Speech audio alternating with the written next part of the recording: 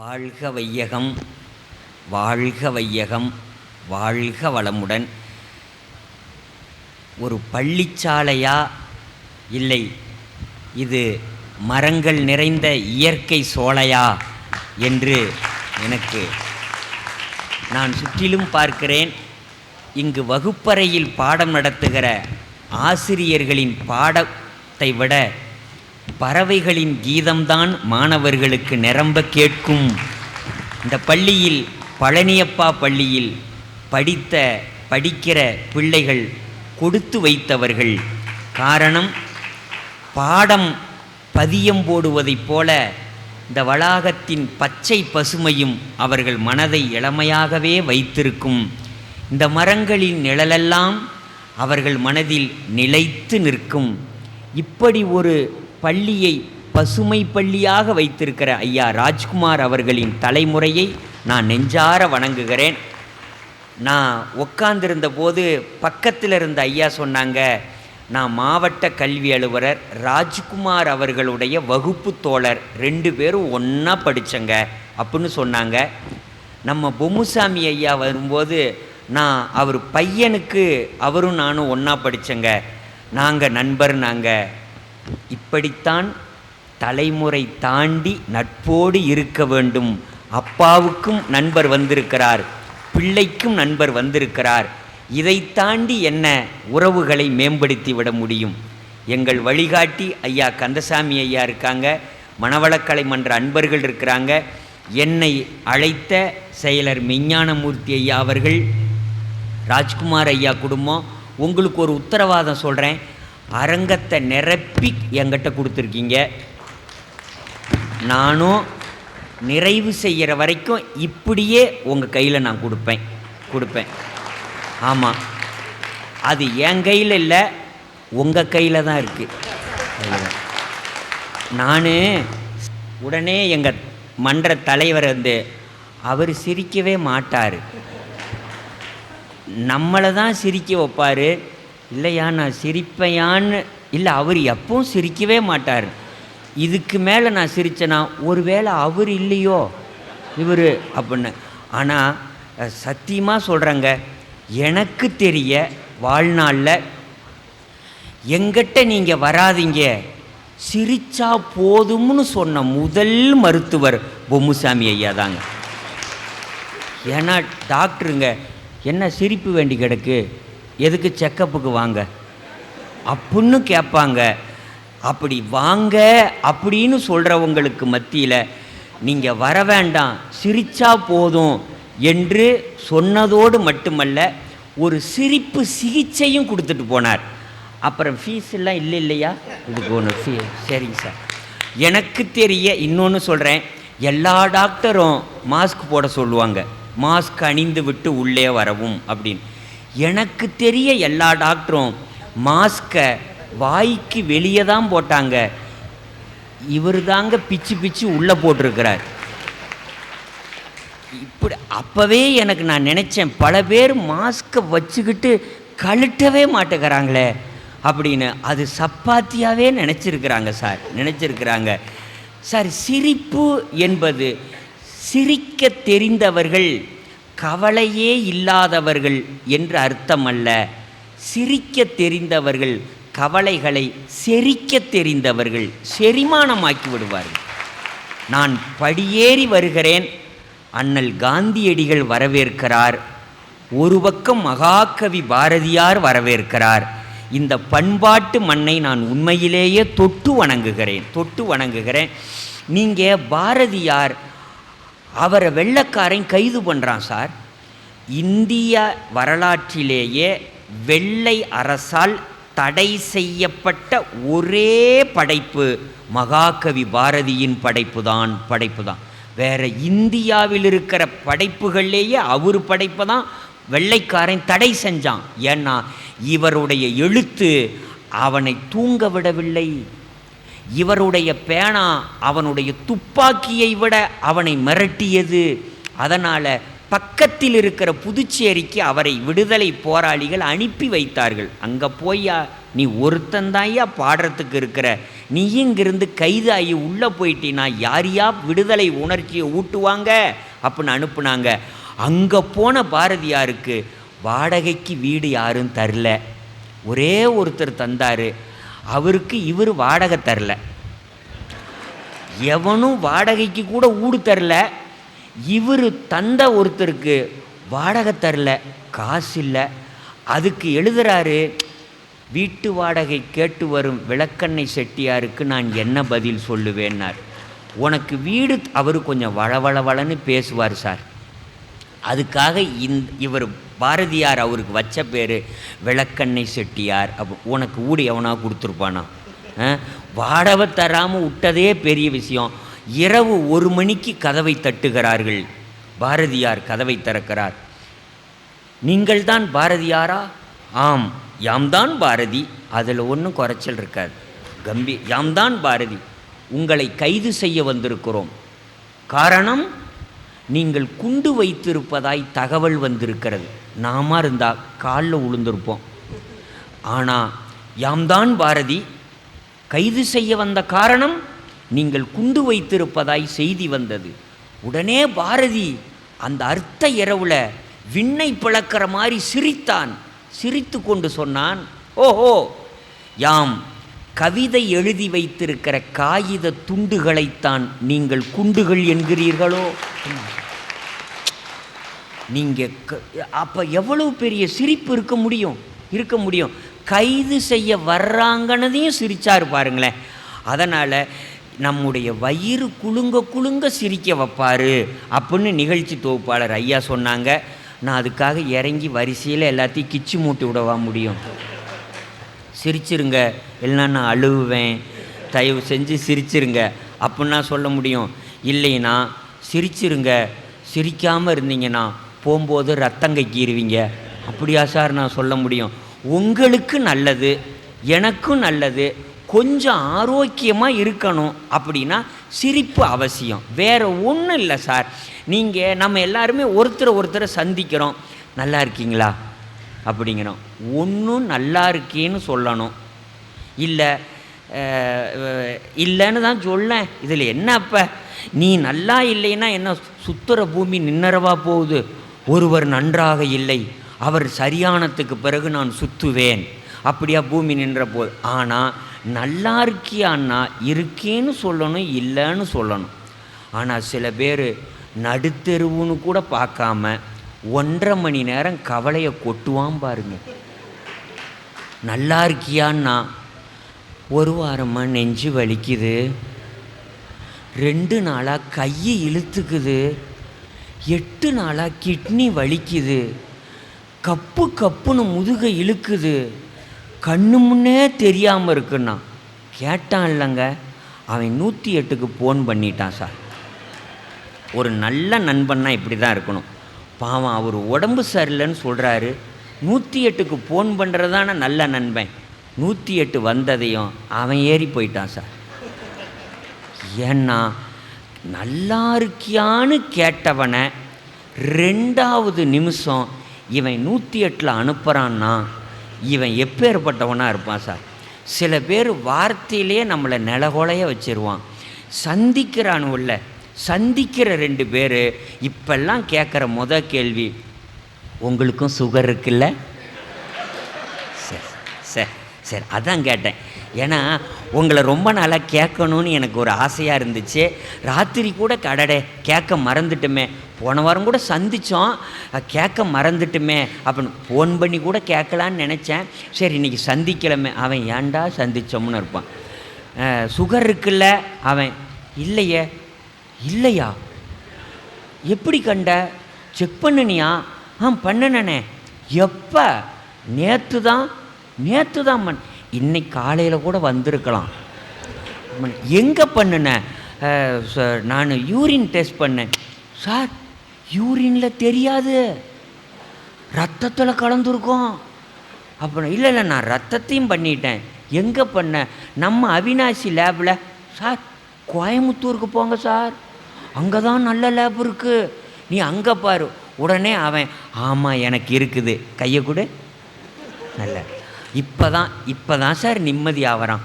இல்லைன்னா அவன் கோயிலுக்கு இவருக்கும் சுகர் வந்தால் நான் மொட்டை அடிக்கிறேன்னு கூட வேண்டிப்பான் போல சொல்லுது. இது ஒருத்தன் ஆரோக்கியமாக இருக்கான்னா நமக்கு ஏன் சார் கொலவெறி? நல்லா தான் இருக்கு. ஒருத்தன் டாக்டர்கிட்ட போனான் சார், போயிட்டு டாக்டர் வயிறு எரியுதுன்னா, டாக்டர் என்ன சார் சொல்லுவீங்க? எப்போ காலையில் எரியுதுங்களா அப்படின்னா அவன் ஆமான்னா காலையில் நீராகாரம் குடிங்க சார், கூழ் குடிங்க. எங்கள் ஐயா கந்தசாமி ஐயாலாம் காலையில் பச்சை வெங்காயம் கடிச்சுக்கிட்டு கூழ் குடிக்கிறாருங்க, கூழ் குடிக்கிறார். அதனால தான் அவர் இவ்வளோ ஆரோக்கியமாக இருக்கிறார்.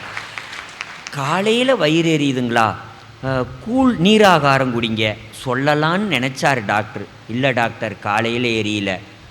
அப்போ மதியம் எரியுதா, நீங்கள் காரமாக சாப்பிடாதீங்க, தயிரில் சாப்பிடுங்க, வெயிலுக்கு நல்லா இருக்கும் குழு குழு குழுன்னு சொல்லலான்னு நினச்சார். இல்லை டாக்டர் மதியமே எரியல. அப்போ ராத்திரிக்கு எரியுதா, மசாலா ஐட்டம்லாம் சாப்பிடாதீங்க சார், எளிதில் செரிக்கிற மாதிரி ஆவியில் வெந்ததை சாப்பிடுங்க சொல்லலான்னு நினச்சார். ராத்திரியிலையும் எரியலான்ட்டான். டாக்டருக்கே குழப்பம், இது எம்பிபிஎஸ் சிலபஸ்லேயே இல்லையடா, காலையில் எரியலைங்கிற, மதியம் எரியலைங்கிற, ராத்திரியில் எரியலைங்கிற, எப்போ தாண்டா எரியுதுன்னார். யாரேனும் ஜோடியாக போகிறத பார்த்தா வயிறு எரியுதுன்னா இதுக்கெல்லாம் வைத்தியமே கிடையாதுறான்ட்டார். நீங்கள் இப்படியெல்லாம் ஒருத்தன் புவஞ்சிக்கிட்டு கிடந்தான்னா அவனுக்கெல்லாம் வைத்தியமே இல்லை சார். எல்லாரும் சிரிக்கிறீங்க. இந்த மின்சார வெளிச்சத்தை விட உங்கள் சிரிப்பு வெளிச்சம் என்னை நிரம்ப இருக்கிறது. இது ஆரோக்கியத்தின் வெளிச்சம். யாரால் நல்லா சிரிக்க முடியும்னா, மனசில் கனம் இல்லைன்னா அவங்களால நல்லா சிரிக்க முடியும் சார், சிரிக்க முடியும். எங்களுக்குன்னு சில பேர் வகுப்பில் சில மாணவர்கள் இருப்பாங்க, மேடையில் சில பார்வையாளர்களில் 2 ஒருத்தர் இருப்பாங்க. நீ இன்றைக்கி சிரிக்க வையன் பார்ப்போம், நீ வா, நீ அவினாசிக்கு தானே வர்ற, உனக்குன்னே நான் 2வது வரிசையில் 3வது ஆளாக உட்காடுறேன். அதுக்காக உட்காந்து சில பேர் எண்ணி பார்த்துக்கிறாங்க, நம்ம 3வது ஆளாக இல்லையா நான் ஒரு பேச்சுக்கு சொல்கிறேன், அவர் சீட்டை தள்ளி உட்காந்துக்கிற போகிறாரு. அதனால் நீ வா, நீ நான் உடனே சில பேர் சிரிக்க மாட்டாங்க சார், நமக்கு அது கூட பிரச்சனை இல்லை. ஆனால் எத்தனை பேர் சிரித்தாலும் கூட இந்த பாழா போன மனசு அந்த 2வது ரோவில் 3வது ஆள் சிரிக்கிறாரா, யாரேனும் ஒருத்தர் சிரிக்கலைன்னா மனசு அங்கே தான் போகும். அவர் நீ என்ன சொன்னாலும் அவனை இன்றைக்கி நான் உன்னை ஒரு வழி பண்ணாமல் விட மாட்டேன் அப்படின்னு சிரிக்க மாட்டாங்க சார். நமக்கு அவங்க கூட பிரச்சனை இல்லை சார், அவங்க வாயி சிரிக்காமல் இருக்காங்க, நாம் என்ன பண்ண முடியும், பிடிச்சி இழுக்கவா முடியும் சார். ஆனால் சில பேர் சிரிக்க விடமாட்டான் சார். பக்கத்தில் இருந்தவங்க சிரித்தா கூட ஒரே பார்வை அப்படின்னா இந்த ரோ காலி, இப்படின்னா இந்த ரோ காலி. இப்போ என்ன பெருசாக சொல்லிட்டாரு, இந்த சிரிக்கிறீங்க அப்படின்னு அர்த்தம் இந்த பார்வைக்கு. அதுக்கப்புறம் இந்த 2 ரோவும் மௌனத்தில் கையை கோத்து கண்ணை மூடி தவநிலைக்கு போயிடுவாங்க. நான்லாம் என்ன சார் ஆகிறது? நீங்கள் வகுப்பில் சில பேர் இருப்பான் சார், நாங்கள் தயார் பண்ணிக்கிட்டு தான் போவோம், பேராசிரியர்லாம் இருக்கிறாங்க. ஒரு திருக்குறள் நடத்தினோம்னா திருக்குறளை எழுதியவர் திருவள்ளுவர் அப்படின்னே சொன்னால் எத்தனை நாளைக்கு தான் சார் அவனும் கேட்பான், இதை வள்ளுவர் காலத்துலன்னு சொல்லிக்கிட்டு தெரியிறானோடா, இவனுக்கெல்லாம் சம்பளம் 1 லட்ச ரூபாடாம்மா சில பேர். ஆமாம், வள்ளுவர் காலத்துலன்னு சொல்லிக்கிட்டு இருக்கானோடாம்மா. நான்லாம் அப்படி சொல்கிறது இல்லைங்க. அதுக்காக வள்ளுவர் திருக்குறளை எழுதியவர் கம்பர்னா சொல்ல முடியும், வள்ளுவர் தான். ஆனால் தம்பி, மனிதர்களிடையே கூட வேறுபாடு கற்பித்த காலத்தில், ஆதி காலத்திலேயே 2000 வருஷத்துக்கு முன்னாலேயே பிறப்புக்கும் எல்லா உயிர்க்கும்னு சொன்னான் பாருங்க நம் தமிழ் பாட்டன் அறிவாசான் வள்ளுவன். மனிதர்களெல்லாம் சமம் மட்டுமல்ல, உயிர்களெல்லாம் சமம்னு சொன்ன ஒரு பேராசானின் தலைமுறை நாம் என்பது பெருமை. இத்தனை பேர் கைத்தட்டினீங்க. அவன் சரி, அப்புறம் உலகத்தில் அமெரிக்கா என்கிற வல்லரசு நாட்டின் தேசிய நூலகத்தில் முதலில் இருக்கிற நூல் பைபிள், அது அவர்களின் மத வழிபாட்டுக்குரிய நூல். இரண்டாவது இருக்கிற நூல் ஆங்கில அகராதி, அது உலக கம்யூனிகேஷன் லாங்குவேஜ், தொடர்பு மொழி. எனவே இரண்டாவது இருக்கிற மொழி அகராதி, டிக்ஷனரி. மூன்றாவது இடம் பிடித்திருக்கிற மொழி நம் அன்னை தமிழின் திருக்குறள். மதம் சாராத, மொழி சாராத, இனம் சாராத, தேச எல்லையை கடந்து அவர்களால் மதிக்கப்பெற்ற நூல் நம்முடைய திருக்குறள். இன்னும் நான் என்ன சார் சொல்லுவேன், ஆனால் அவன் இன்னும் ஒரு பெரிய கொட்டாய் விடுவான் சார். நான் என்ன அந்த லைப்ரரிக்காவா அவனை கூட்டிகிட்டு போய் காட்ட முடியும்? அப்படி ஒரு பொழப்பான். அப்புறம் சில பேர் இன்னைக்கு இந்த ஏஐ உலகத்தில் யூடியூப்பை யாருக்கும் பார்க்குறதுக்கு நேரம் இல்லை, அதை விட 2 நிமிஷம் ரீல்ஸை தான் பார்க்குறாங்க. இப்படி மனிதர்கள் குறுகிய அளவுத்தான் கவனம் செலுத்த முடியும் என்று சொல்லுகிறார்கள் உளவியல். ஆனால் இந்த ரீல்ஸு காலத்தில் நாம் இருக்கிறோம்.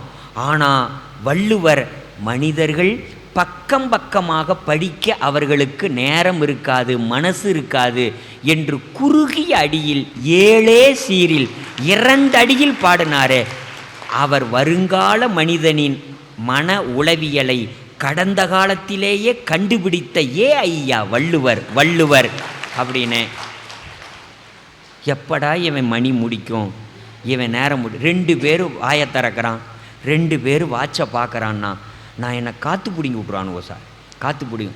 ஆனால் ஒரு ரசனை இருந்தால் தான் எதிரில் இருக்கிறவர் ஒன்று சொல்லட்டுமா, நான் யாரை பார்த்து பேச முடியும்? எதிரே இருக்கிறவர்களின் முகங்கள்தான் எங்களுக்கு சூரிய வெளிச்சம் போல பிரகாசமானது, எங்களுக்கு உள்ளே இருந்து வருவது அந்த ரசனை தான். நீங்கள் ஒரு குழந்தைகிட்ட அம்மா சொல்கிறா, அம்மா குட்டி சாக்ஸு போட்டுக்கு, இல்லைன்னா சளி பிடிச்சிரும், ஈரத்தர மஃப்ளர் கட்டிக்கு, பனிக்காற்றுல சளி பிடிச்சிரும், ஐஸ்கிரீம் சாப்பிடாத சளி பிடிச்சிரும், ஜன்னல் ஓரமாக உட்காராத சளி பிடிச்சிரும், ஃபேனுக்கும் கீழே உட்காராத சளி பிடிச்சிரும், ஐஸ்கிரீம் சாப்பிடாத, தயிர் சாப்பிடாத, லெஸ்ஸி சாப்பிடாத, ஜில் வாட்டர் குடிக்காத, சளி பிடிச்சிரும். எங்கே அம்மாவுக்கு ஒரு முத்தம் கொடுறா, சளி பிடிச்சிரும்ட்டான். நீ குழந்தைய இப்படியா சார் வளர்க்குறது?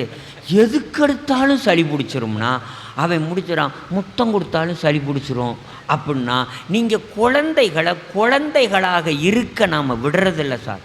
நான் பல மேடையில் சொல்லியிருக்கிறேன், எனக்கு வேறு எந்த வயதுடையவர்களையும் விட இந்த குழந்தைகள் பச்சிளம் பாலகர்களைத்தான் நாம் நிறைய சித்திரவதைப்படுத்துகிறோமோ என்கிற உறுத்தல் எனக்கு இருக்குது சார். ஏன்னா இந்த பள்ளிக்கூடத்துக்கு பிள்ளைகளை அனுப்புகிற நேரம் இருக்கே காலையில் சார், எல்லா வீட்லேயும் ஒரு 3வது உலகப்போரே நடக்குது சார். ஆமாம், காலையில் 7:30 மணிக்கு வேனு, அவன் 7 மணி வரைக்கும் தூங்குறான். அவனை உருட்டி பரட்டி எழுப்பி பாதி தூக்கத்திலேயே அம்மா போய் ஒரு ரூமில் உட்கார வச்சு இரு அவன் நான் வந்தா இருக்க மாட்டேனாம்மா அழுவுறான் சார். நான் வந்தா இருக்க மாட்டேனாம்மா, நேராச்சு இரு.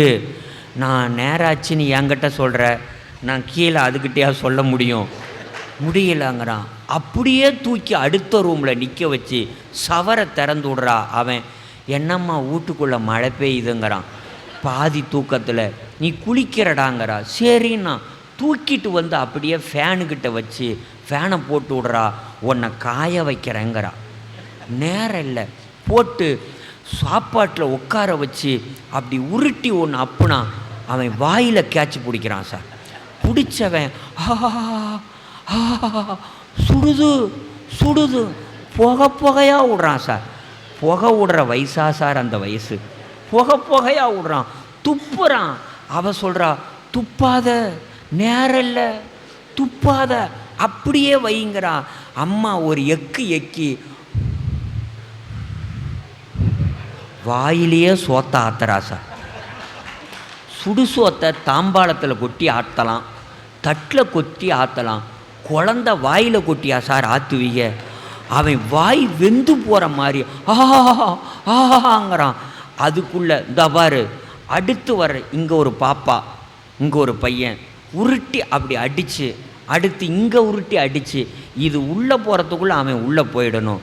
இராணுவத்தில் கூட இப்படி துப்பாக்கி வச்சுக்கிட்டு சோறு ஊட்ட மாட்டாங்க சார். முடித்தா நம்ம சோறு ஊட்டையில் கழுத்தில் டை கட்டிடுவோம், ஊட்டுனது வெளியே வரப்படாதுன்னு.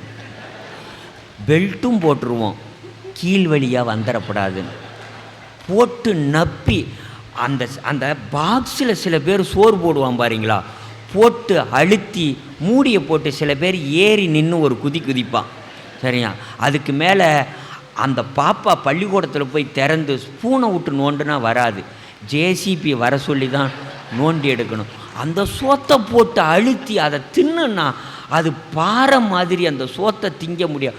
போட்டு அப்பி அவன் கேட்டுக்கிட்ட போய் பாய் அப்படின்னா. ஏன்னா இப்படி குழந்தைகளை அனுப்பிட்டு தான் பல அம்மாக்கள் மூச்சே வாங்குவாங்க. காலையில் எந்திரிச்சதுலேருந்து ஓடுற ஓட்டம் இருக்க மூச்சு வாங்கணும். அதெல்லாம் வேனில் அனுப்பிட்டு அப்புறம் பேசிக்கலாம், அப்புறம் மூச்சு வாங்கிக்கலாம் அப்படின்னு பாய் அப்படின்னா அவன் ஆய் அப்படிங்கிறான். அவனுக்கு அப்போ தான் சார் வந்திருக்குது பாய்னா. அவன் ஆய் அப்படிங்கிறான், நெளியறான் சார். போடா அப்படின்னா போயிட்டான். அவன் ஸ்கூலுக்கு போனா அவன் ட்ரௌசர்லேயே போயிட்டான் சார்.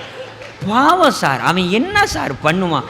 நான் கேட்குறேன், இந்த உலகத்தில் வராத போது இருன்னு, வரும்போது போ ஸ்கூலுக்கு போ.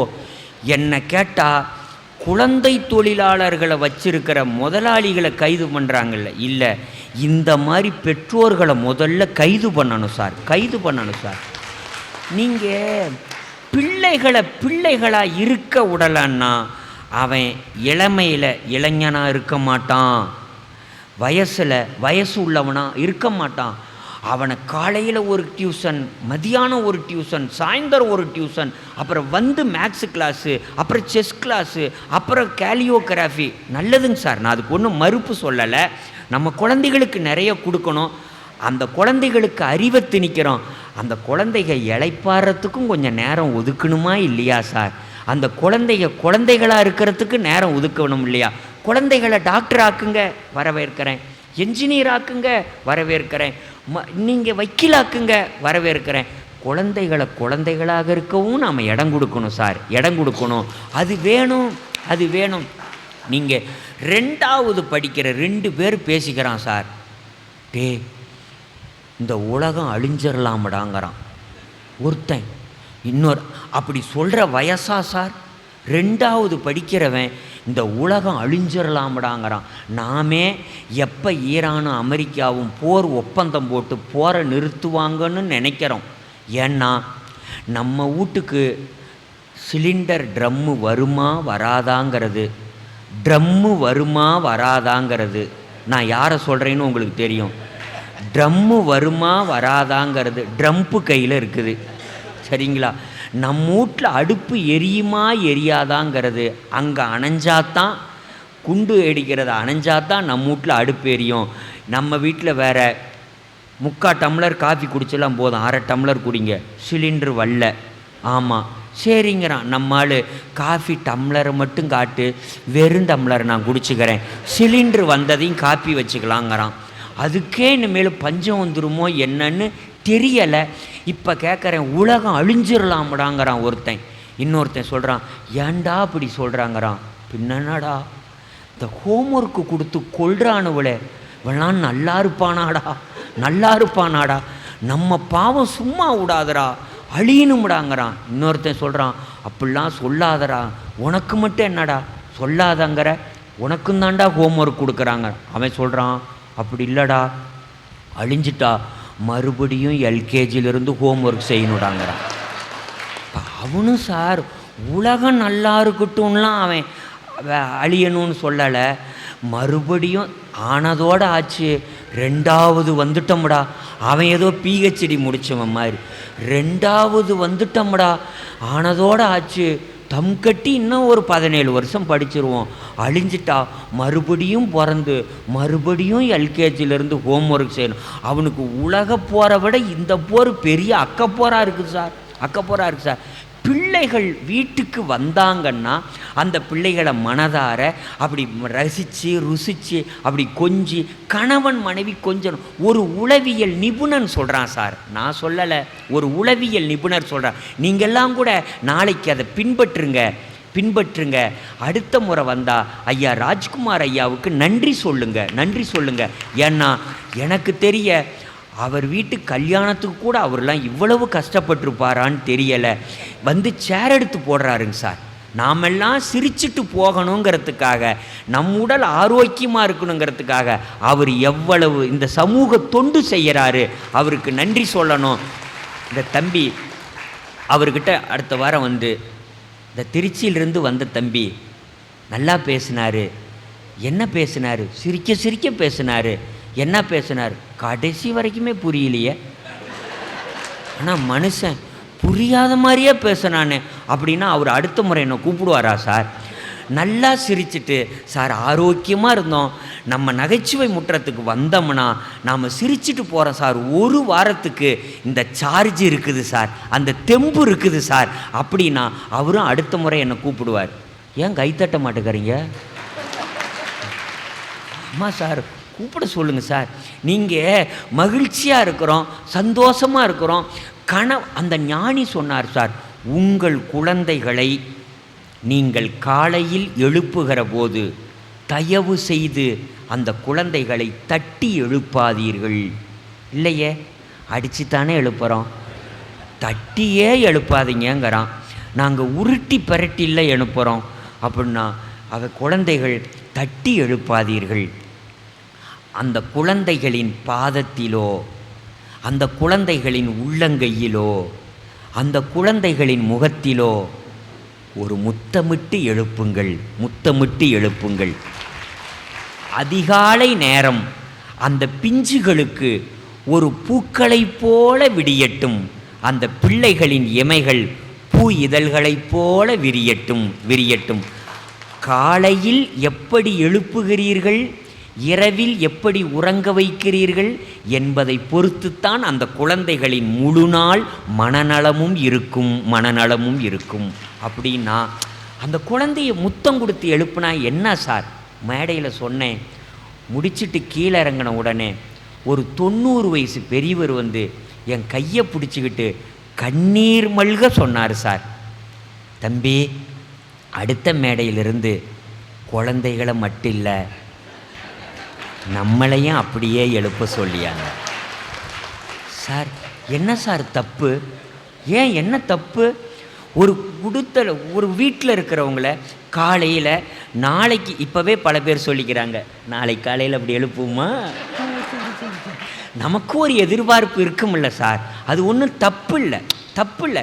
நீங்கள் மகாகவி பாரதியார் எழுதினார் சார். பாரதியார் தன் மனைவி செல்லம்மாளுக்கு எழுதுகிற எல்லா கடிதத்திலும் பிள்ளையார் சுழியை விட முதல்ல எது தெரியுமா? என் உயிர் காதலி செல்லம்மாவுக்கு என்றே கடிதம் எழுதினார். இது ஒரு பாடம் சார். நீங்கள் காதலிக்கிறவளே கல்யாணம் செய்து கொண்டால் கொடுப்பினை, அது ஒரு வரம்தான், அது ஒன்றும் தப்பு இல்லை. காதலனுக்கும் கணவனுக்கும் என்ன சார் வித்தியாசம் அப்படின்னா, ஒருத்தன் சொன்னான் காதலிச்சா காதலன், கல்யாணம் பண்ணிக்கிட்டா கணவன், இதில் என்ன பெரிய வித்தியாசம்? ஒரு மாதிரி கேள்வி, அவ்வளோதான்.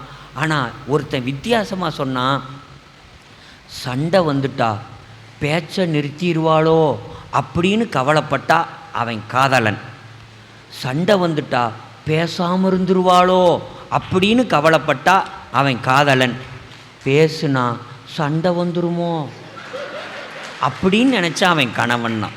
நீங்கள் ஒருத்தர் சொன்னார், என்ன மாப்பிள்ளை பிரச்சனை, கணவன் மனைவிக்குள்ளே பேசி தீர்த்துக்கலாமல்லன்னா ஐயோ இல்லை, பிரச்சனையை சொல்கிறேன், பிரச்சனையை பேசி தீர்த்துக்கலாமில்ல, பிரச்சனை வந்ததே பேசுனதுனால தான்டா. நீங்கள் அது என்ன குடும்பமா சார்? நீங்கள் மணவரையில் உட்காந்துக்கிட்டு மனைவி ரொம்ப நேரமாக சொன்னாங்க சார், ஃபோட்டோகிராஃபரும் சொல்லி பார்த்தாரு, சரிங்க சிரிங்க, இன்னைக்கு சிரிச்சா தான் சிரிங்க அப்படின்னார். அவர் சிரிக்கவே இல்லை, மனைவி சொன்னாங்க சிரிங்கன்னாங்க. ரொம்ப நேரம் சொன்னாங்க. கடைசியில் இப்போ என்ன பண்ணிக்கிட்டு இருக்கிறேன் புண்டான் சொல், நான் சிரிக்கிற அதிகபட்ச சிரிப்பே இதுதான்ட்டான். அவனை கட்டிக்கிட்டு அந்த அம்மா என்ன சார் பண்ணும், என்ன பண்ணும்? நான் மகாகவி பாரதியார் மனைவி செல்லம்மாள் பாரதிய காதலினார் சார். மனைவியை நீங்கள் காதலி மனைவியாக வரலாம், வராமலும் போகலாம். ஆனால் மனைவியை காதலிக்க ஆரம்பிங்க. இது ஒரு புது சித்தாந்தம் இல்லையா? இது பாரதியுடைய சித்தாந்தம். மனைவியை காதலிக்க ஆரம்பிங்க. ஆமாம், இன்னைக்கு பழனியப்பா பள்ளிக்கு வந்தவங்கள்லாம் இன்னைக்கு போன உடனே 10 மணிக்கு என் காதலி வா அப்படின்னு தோள் மேலே கையை போடுங்க. ஏதேனும் பிரச்சனை வந்தால் ராஜ்குமார் ஐயா பார்த்துப்பார். ஏ சார், யாரை சார் சொல்ல போகிறேன்? நான் சொன்னது அவங்கவங்க மனைவியை. ஆமாம், நான் தப்பாக நினச்சிக்கிடாதீங்க. ஒருத்தர் சொன்னேன், ஏங்க அந்த எதிர்த்த வீட்டுக்காரர் பாருங்க, அவங்க மனைவி டெய்லியும் 1 முழம் பூ வாங்கி கொடுக்குறாரு, நீங்களும் தான் இருக்கிறீங்களேன்னா. நானும் வாங்கி கொடுக்கத்தான் ஆசைப்படுறேன், ஆனால் அவர் கோச்சிக்க மாட்டாரான். ஆனால் இவனெலாம் விடலாமா சார் இவனை? நீங்கள் இப்படியெல்லாம் ஒரு பிரிவு இருந்தால் தப்பாக நினச்சிக்கிடாதீங்க. ஒருத்தன் ஃபோனை பண்ணி, தங்கம் செல்லம் அம்முக்குட்டி கட்டித்தங்கம் நல்லா இருக்கியா அப்படின்னா, ஏமாம்மா என் மேலே இவ்வளோ ஆசை வச்சுருக்கிறீங்க, அப்புறம் ஏன் சண்டை கட்டி அனுப்பி விட்டீங்கன்னா, சரி உனக்கு ஃபோன் பண்ணிட்டேனா, சரி விட்டுருந்தான். அப்போ இவன் வேறு யாருக்கோ பண்ணியிருக்கான் சார். இங்கே அதெல்லாம் ரொம்ப தப்பு. நீங்கள் பத்திரிகையில் பார்க்குறேன், தினமும் குடித்து விட்டு வந்த கணவனின் தலையில் கொதிக்கும் ரசத்தை ஊற்றிய மனைவி அப்படின்னு. நான் இப்படியும் ரசம் பயன்படும் சார், இப்படியும் ரசம் பயன்படும். நீங்கள் கொதிக்கும் ரசத்தை ஊற்றிய மனைவியின் பேப்பரை படிச்சுட்டு நான் அப்படியே அதை மடித்து வச்சுட்டேன். அவங்க படிச்சுட்டாங்கன்னா விவகாரம் வந்துருச்சுன்னா, அப்போ நமக்கு ஒன்றும் அந்த பழக்கம் இல்லைன்னு வச்சுக்கோங்க. அப்போ உடனே அந்த நேரம் பார்த்து உள்ளேருந்து, ஏங்க இன்னைக்கு ரசம் வைக்கட்டுமா அப்படின்னா, நமக்கு வயிற்றில் புளியை கரைக்குது. ரசத்துக்கு புளியை கரைப்பாங்க, ரசம் வைப்பாங்கன்னாவே வயிற்றில் புளியை கரைக்குது. அதுவும் அவங்க மொட்டையாக தட்டி போட்டு வைக்கட்டுமா நசுக்கி வைக்கட்டுமான்னா தலையை பிடிச்சிக்கிட்டான். இப்போ தான் தலையில் ஊற்றிய அப்படின்னா அவன் தலையை நசுக்கி போட்டுருவாங்களோ, தலையை தட்டி போட்டு ரசம் வச்சுருவாங்களோ, பூண்டுன்னு சொல்லலாமில்ல. அப்படி ஒரு நீதிபதி திருடங்கிட்ட கேட்டார், சார் நீங்கள் வித்தியாசமான ஆளாக இருக்கீங்களே, திருட போகிற இடத்துக்கெல்லாம் கூடவே மனைவியை கூட்டிகிட்டு போயிருக்கீங்க அப்படின்னார் நீதிபதி. விசாரணையில் இந்த டேட்டாலாம் அவர் எடுத்திருக்கிறார், அவருக்கு தகவல் வந்திருக்கு தீர்ப்பு சொல்லணுங்கிறதுக்காக. திருட போகிற இடத்துக்கெல்லாம் மனைவியை கூட்டிகிட்டு போகிறீங்களே ஏன் அப்படின்னா, அவன் சொல்கிறான், விற்கிற விலைவாசிக்கு 2 பேரும் வேலைக்கு போனால் தான் பொழப்பு நடத்த முடியுது எசமான். அவன் அதை ஒரு முழு நேர தொழிலாகவே நினைக்கிறான். விற்கிற விலைவாசிக்கு 2 பேரும் வேலைக்கு போனால் தான் குடும்பம் நடத்த முடியுது எசமா அப்படின்னா, அது மாதிரி நீங்கள் மனைவியை விஷம் வச்சு கொள்ளலாமா அப்படின்னாரு நீதிபதி. இதுக்கும் ரசம் பயன்படும் அப்படின்னு நினச்சிக்கிடாதீங்க. மனைவியை விஷம் வச்சு கொள்ளலாமா அப்படின்னு அவனை கேட்டார். அவன் அப்படி தான் சார் கொண்டுட்டு வந்து நிற்கிறான். அவன் என்ன நினச்சிக்கிட்டான், ஓஹோ நீதிபதி நம்மளை ஆலோசனை கேட்குறாரு போல அப்படின்னுட்டு அவன் கொள்ளலாமே அப்படின்னா, ஏய் கொன்னுட்டு வந்து நின்று இருக்கிற அதான் கேட்குறேன் அப்படின்னா, அவன் மட்டும் என்னை ரசம் வச்சு கொள்ளலாமான்ட்டான். விஷம் வச்சு கொள்ளலாமான்னா ரசம் வச்சு கொள்ளலாம். அதுக்காக சாப்பாட்டை எதுவும் குறை சொல்கிறேன்னு நினைக்காதீங்க. நமக்கும் சாப்பாடு கிடைக்கணுமில்ல, வீடியோ வேறு ரெக்கார்ட் ஆகிக்கிட்டு இருக்குது. நமக்கு உணவு மேலே நீங்கள் குறை சொல்லாதீங்க. நான் மதிக்கிறேன், நான் நம்புகிறேன். நீங்கள் சாப்பாடு சமைக்கிறது அவ்வளவு சாதாரணமானதல்ல. நீங்கள் அந்த சாப்பாட்டை ரசித்து ருசித்து சாப்பிட்றையில் எல்லா தாய்மார்களும் 3 மணி நேரம் அடுப்பு நெருப்பில் வெந்து புழுங்கி அவர்கள் வியர்வையை துடைத்து கொண்டு கூட உலை போல கொதித்து சமைக்கிற போது இருக்கிற சந்தோஷத்தை விட சமைத்ததை முழுக்க சாப்பிட்டு விட்டார்கள் என்கிற போதுதான் அவர்கள் சந்தோஷமடைகிறார்கள். நாமெல்லாம் நினைக்கிறோம் அம்மாக்கள் பலகாரங்களை சுடுகிறார்கள் என்று. இல்லவே இல்லை. காலங்காலமாய் பலகாரங்கள் தான் அம்மாக்களை சுட்டுக்கொண்டே இருக்கிறது. ஆனாலும் அவர்கள் சுடுகிறார்கள். நாம் பசியார வேண்டும் என்று அக்கினி தவம் இருக்கிற அந்த அம்மன்களை நாம் நெஞ்சார வணங்க வேண்டும். அப்பதான் சார் சத்தியமாக சோறு கிடைக்கும். நீங்கள் அவசரத்தில் ஒருத்தன் சண்டை கட்டி அனுப்பிவிட்டான். அந்த அம்மா கோவிச்சுக்கிட்டு போயிடுச்சு. என்னை கேட்டால் யாரும் கோவிச்சுக்கிட்டெல்லாம் போகாதீங்க. இங்கே இருக்கிற தாய்மார்களுக்கு நான் ஒரு ஆலோசனை சொல்வேன். ஒரு வாழ்வியல் சிந்தனையும் இருக்கணுமில்ல, வெறும் நகைச்சுவை மட்டும் இல்லை, சிந்தனையும் இருக்கணுமில்ல. இந்த கணவனுக்கு இடையில் சண்டை வந்துட்டா கோவிச்சுக்கிட்டு அம்மா வீட்டுக்கு போகிறதெல்லாம் அந்த காலம். அம்மாவுக்கு மக ஃபோன் பண்ணாங்க, அம்மா என்னை ரொம்ப சித்திரவதைப்படுத்துகிறாருமா, என்னால் இங்கே இனி இருக்கவே முடியாது, நான் கிளம்பி வந்துடுறேம்மா அப்படின்னாங்க. அவங்க ஃபோன் பண்ணாங்க, அப்படிலாம் வந்துடாத, அவன் சந்தோஷமாக இருந்துருவான், நீ அங்கேயே இரு, நான் கிளம்பி வர்றேன். உடனே மக, அப்படிலாம் வந்துடாதம்மா, அப்பா சந்தோஷமாக இருந்துருவார். அம்மா, எனக்கு பிறந்த உனக்கே இந்த யோசனை வருதுன்னா உன்னை பெற்ற அம்மா எனக்கு வராதா? உங்கள் அப்பனையும் சேர்த்து தான் கூட்டிகிட்டு வரேன் அப்படின்னா. வந்ததையும் இவன் நினச்சான் பேசாமல் ஒன்னோட இருந்திருந்திருக்கலாம். இப்போ குடும்பமே முகாமிட்டுருச்சு, இதுக்கு சண்டை கட்டாமல் இருந்திருக்கலாம்னு நினச்சா. இப்படி தான் சார் அடக்கணும். ஆமாம், நீங்கள் மகாகவி பாரதியார் கூட மனைவி செல்லம்மாள்கிட்ட சொல்கிற, நான் எப்பொழுதெல்லாம் என் மனைவி செல்லம்மாள் பாரதி பக்கத்தில் இருக்கிறாரோ அப்பொழுதெல்லாம் நான் சொர்க்கத்தில் இருப்பதாக உணர்கிறேன் என்று பாரதியார் எழுதினார்.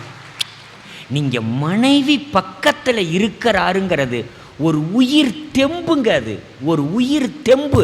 நான் இப்படி சொல்கிறேன், பாரதியாராக இருப்பதெல்லாம் அதிசயம்தான், குறைத்து மதிப்பிட முடியாது. ஆனால் செல்லம்மாள் பாரதியாராக இருப்பது பேரதிசயம். நீங்கள் அறிவாளிகளாக இருந்துடலாம் சார், ஆனால் அறிவாளிகளுக்கு மனைவியாக இருக்கிறது தான் ரொம்ப கஷ்டம். ஆனால் நான்லாம் ஏன் அறிவாளியாக ஆகலைன்னா, என் மனைவிக்கு அப்படி கூட ஒரு கஷ்டத்தை நான் கொடுத்துடக்கூடாது. பாவம் சார், நம்மளை நம்பி வந்த ஒரு பொண்ணுக்கு நம்ம கஷ்டத்தை கொடுக்கலாமா? கொடுக்கக்கூடாது. நீங்கள் சமீபத்தில் எனக்கு டைவர்ஸ் வேணும்னு ஒரு தம்பதியர் போயிட்டாங்க. எப்போவுமே முடிஞ்ச வரைக்கும் அவங்கள சேர்த்து வைக்க நீதிமன்றம் பார்க்கும். ஏன் என்ன பிரச்சனைன்னாங்க, ஒன்றும் இல்லை சார், நான் நடந்ததை சொல்கிறேன். வெங்காயம் அரிஞ்சிருக்குது சார் அந்த அம்மா. அப்படியே வெங்காயத்தை அரிஞ்சால் கண்ணில் தண்ணி வருது, காந்துது. தண்ணியில் நனைச்சி வெங்காயத்தை அரிஞ்சா காந்தாது, அப்படி அரின்னு சொல்லியிருக்கார் அவர். உடனே ராஜ்குமார் ஐயா நினைக்கக்கூடாது, உன்னை சமையல் குறிப்பு சொல்கிறதுக்காக திருச்சியிலிருந்து கூப்பிட்டேன் அப்படின்னு. இதுவும் பயன்படும். அந்த அம்மா அப்படி அறியலை, நான் சொல்கிறேன், அப்புறம் தண்ணியில் நினைக்கலன்னா அந்த அம்மா, நான் தான் கேட்காம அறியறேன், அப்புறம் சொல்கிற, நான் தான் சொல்கிறேன் செய்யி, நான் தான் செய்யலையே, பேசாமல் இரு. சண்டை வந்துருச்சு, 2 பேரும் கோர்ட்டுக்கு போயிட்டாங்க, டைவர்ஸ் வாங்க. என்ன மேட்ரு? வெங்காயம்தான் மேட்ரு. நீங்கள் பிரச்சனை சார், இந்த பிரச்சனையில் ஒரு வெங்காயமும் இல்லை சார், சொல்லுவோம் இல்லை, ஆனால் வெங்காயம்தான் பிரச்சனையேன்னா சார், நாம் எவ்வளவு கொஞ்சம் கூட விட்டு கொடுக்குற பக்குவமே இல்லாமல் போயிட்டோம் என்பதற்கு இதெல்லாம் ஒரு சான்று. நம்மால் ஒருத்தன் ஜல்லிக்கட்டையே பார்த்துக்கிட்டு இருந்தான் சார் டிவியில். மனைவி சொன்னாங்க, இவ்வளவு ஆர்வமாக ஜல்லிக்கட்டை பார்த்துக்கிட்டே இருக்கீங்களே, ஒரு நாளைக்கு ஜல்லிக்கட்டுக்கு தான் போய் மாட்டை அடக்குங்களேன் அப்படின்னாங்க. அவன் சொன்னான், கட்டின மாட்டையே அடக்க முடியல. அவன் களத்தில் கட்டின மாட்டை சொன்னான் சார், கட்டின மாட்டையே அடக்க முடியல, கட்டாத மாட்டையா என்னால் அடக்க முடியும்ட்டான். நீங்கள் சார், உலகத்தில் ஆகச்சிறந்த வெற்றி எதுன்னா, வயசு குறைக்கணும்னா சிரிக்கணும். நீங்கள் போகும்போது ஒரு 10 கிலோ பாரம், மனபாரம் குறைஞ்ச மாதிரி போனீங்கன்னா தான் நான் வந்ததற்கான நோக்கம் நிறைவேறியதுன்னு அர்த்தம். கைத்தட்டிலே புரியுது. இப்போ நீங்கள் வகுப்புக்கு போனோன்னா நான்லாம் வகுப்புக்கு போனேன்னா எல்லாத்து கையிலையும் புத்தகம் இருக்குதான்னு பார்ப்பேன் சார். ஏன்னா புத்தகம் இருந்தால் தான் பாடம் கவனிப்பாங்கிறது அப்புறம், அவன் புத்தகம் இருந்தால் தான் புத்தகத்தை கவனிப்பான், இல்லைன்னா நம்மளையே கவனிப்பான் சார். நம்ம என்ன அவ்வளோ அழகாவாக இருக்கேன், நான் அழகாக தான் இருக்கேன், இருந்தாலும் 1 மணி நேரமாக என்னை கவனிக்கிறான்னா என்னை அவன் வாத்தியானா கவனிக்கலை, ஏதோ கொலை பண்ணுற மாதிரியே கவனிச்சான்னா என்னால் எப்படி பாடம் நடத்த முடியும்? புத்தகம் கொண்டு வந்துருவன்னு. புத்தகம் கொண்டு வரலையா அப்படின்னா எழுந்து நில்றா அப்படிமே. ஏன் சார் நிற்க வைக்கிறீங்க? புத்தகம் இல்லைன்னா நிற்கணும். சரி சார், வச்சிருக்கிற நீங்களும் ஏன் நிற்கிறீங்கம்மா? அவன் நம்ம நின்றுக்கிட்டு பாடம் எடுக்கிறோம்மா, வச்சிருக்கிற நீங்களும் ஏன் நிற்கிறீங்க அப்படிம்மா. நீங்கள் போன உடனே வகுப்பெல்லாம் முடிஞ்சு 3 வருஷம் கழித்து ஒருத்தன் ஃபேர்வெல் பார்ட்டியில் சொல்கிறான், சார் எங்கள் பேராசிரியர் நீலகண்டன் ஐயா நல்லா நடத்துவார், ஆனால் வகுப்பில் வந்த உடனே ஒரு பொண்ணு பேரை சொல்லிட்டு தான் பாடத்தை ஆரம்பிப்பாருன்ட்டான். எனக்கு இப்போவே போக்சோ சட்டம் அப்படி இப்படின்லாம் வருது சார், போவையில் இவன் பிடிச்சி கொடுத்துட்டு போயிடுவானோன்னு எனக்கு பயமாக இருக்குது. ஏண்டாடி பொண்ணு பேரா? அப்போ எங்கள் ஹெச்ஓடியும் எங்கள் பிரின்ஸ்பாலையும் என்னை பார்க்குறாங்க, ஒருவேளை அவங்க மெமோ கொடுத்துருவாங்களோன்னு கூட பயமாக இருக்குது. பொண்ணு பேரா? ஏடா நான் அப்படிலாம் சொன்னதே இல்லையே, சத்தியமாக சொல்ல மாட்டேன் சார். ஏடா இவன் இப்படி சொல்கிறான் அப்படின்னு எனக்கு குப்புன்னு வேத்துருச்சு. அப்புறம் நான் சார் நினைக்கிறேன் என்னன்னா, வகுப்புக்கு போன உடனே எல்லாம் வந்திருக்கீங்களா, எல்லாம் புத்தகம் கொண்டு வந்திருக்கீங்களா? ரொம்ப சந்தோஷம், ரைட்டு பாப்பம்மா அப்படிம்மா சார். நான் இந்த வகுப்புக்கு போனேன்னா சரி அட்டண்டன்ஸ் எல்லாம் எடுத்து முடிச்சிடு, பாப்பம்மா அப்படின்னா இவன் யார் அந்த பாப்பம்மா? இதை நினச்சிருக்கிறான் சார் 3 வருஷமா. அந்த அம்மா யாரு? அந்த அம்மா யாரு? இவருக்கும் அவனுக்கு அந்த அம்மாவுக்கும் என்ன சம்பந்தம்? இவன் சத்தியமாக பாடத்தை கவனிச்சிருக்க மாட்டான். ஏண்டா 3 வருஷமா இதையவாடா நினச்சிக்கிட்டு இருந்த? அவன் நீங்கள் எத்தனை வருஷமா பாப்பம்மாவை நினச்சிக்கிட்டு இருக்கீங்களோ சொன்னா, டே நான் பாடத்தை சொன்னேன்டா. அவன் இல்லை சார் ஒரு மேடத்தை தான் சொன்னீங்கங்கிறான். ஏண்டா நீ அதுக்கு என்ன கேட்டிருக்கலாமேடா, நீங்களும் அந்த அம்மா யாருன்னு சொல்லியிருக்கலாமே சார்னா. இவனுக்கெல்லாம் நான் பாடம் எடுத்தேன்னா என்ன சார் ஆவேன் நான்? நீங்கள் பெரிய கலவரமாக போயிடும் சார். நீங்கள் சந்திக்கிறவர்கள் ஒரு வீட்டில் சந்தோஷமாக பேசுறது, சந்தோஷமாக சிரிக்கிறது, சந்தோஷமாக ரசித்து ருசித்து சாப்பிட்றது, அந்த பிள்ளைகளுக்கு ஒரு தன்னம்பிக்கை ஊட்டுறது. அப்படி நீங்கள் தன்னம்பிக்கை ஊட்டுறதுனா என்னை சாதாரணமாக நினச்சிடாதீங்க. அவன் சொன்னான், சார் நான் பள்ளிக்கூடத்தில் வந்து நான் வகுப்பறையில் கல்லூரிக்கு வந்து உக்காந்த உடனே எல்லாரும் வந்து நடத்துனாங்க. பல பேர் நடத்தின பாடம் எனக்கு புரியவே இல்லை. சரி மிரட்டின மாதிரி இருந்துச்சு பாடம். இன்றைக்கி நாம் வீட்டுக்கு கிளம்பிடுவோம், நம்மால் படிக்க முடியாது, அப்பாவுக்கு தொல்லை தர வேண்டான்னு நினச்சேன். கடைசி மணி நேரம் பேராசிரியர் நீலகண்டன் வந்து பாடம் நடத்தினார். அப்போ தான் எனக்கு ஒரு தெம்பே வந்துச்சு, சத்தியமாக நாம் படிக்கிறோம் அப்படின்னு எனக்கு தன்னம்பிக்கை ஊட்டுனது பேராசிரியர் நீலகண்டன் தான். அவர் மட்டும் அப்படி நடத்தலைன்னா நான் வீட்டுக்கே போயிருப்பேன், படிச்சிருக்க மாட்டேன்.